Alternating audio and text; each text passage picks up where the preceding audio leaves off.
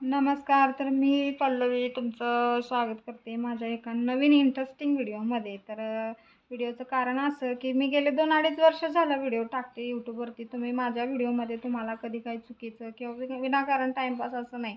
मी माझं काम, माझी मुलं, माझ्या जबाबदाऱ्या, माझं सगळं करून मी माझ्या वरती व्हिडिओ टाकते.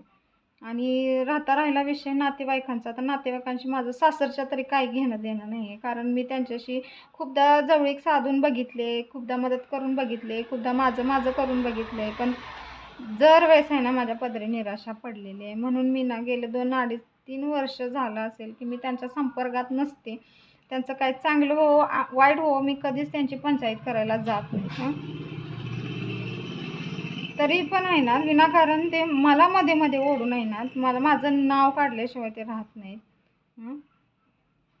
ना कधी कुणाला मी शिवीगाळी गेली. माझा स्वभाव मुफट आहे. मी तोंडावरती बोलते पण मर्यादित व्यावहारिक बोलते.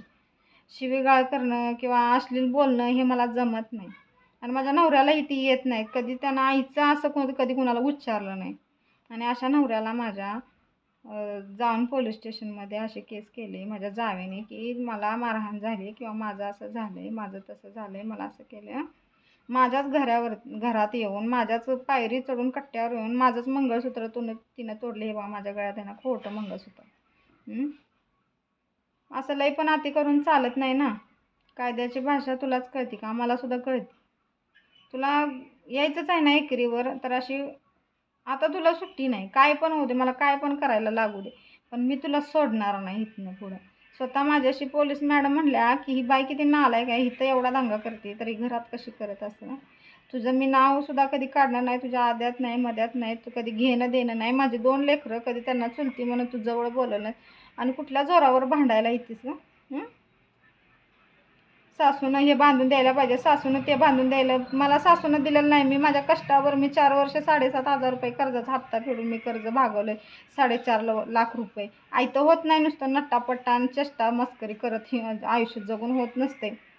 स्वतःच्यात हिंमत असली ना, स्वतःच्या आंघोळीच्या बाथरूमला तुला दरवाजा करायची लायकी नाही. तू कशाला गं मला बोलतेस?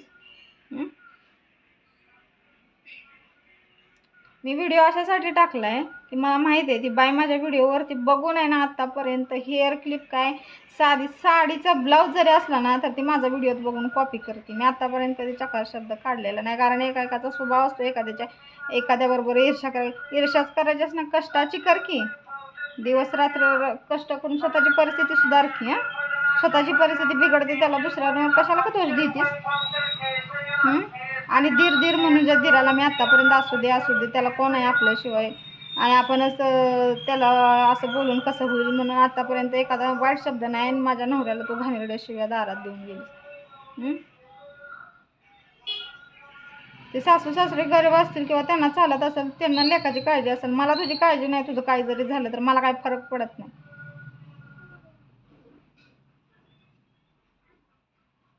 तुला बघायचंच आहे ना माझा हिसका विनाकारण माझ्या भावांना शिव्या देऊन, माझ्या माहेरच्यांना शिव्या देऊन. का गं, तुझ्या काय दारात आली होतीत काय कधी? नाटक बाई सगळ्या गावाला माहीत आहेस काय असं काय नाहीस ते. तुला दाखवते हिसका माझा काय आता इथनं पुढं.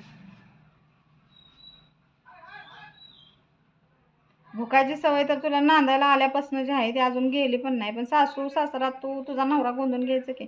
आम्हा नवरा बायकोला कशाला एवढी काय तुला आरेरावपणानं काढल्या मारायला इथे सांगावर. आणि माझ्या नवऱ्याची गचोटे धरतीस. तुला बाईचा आकार आहे का?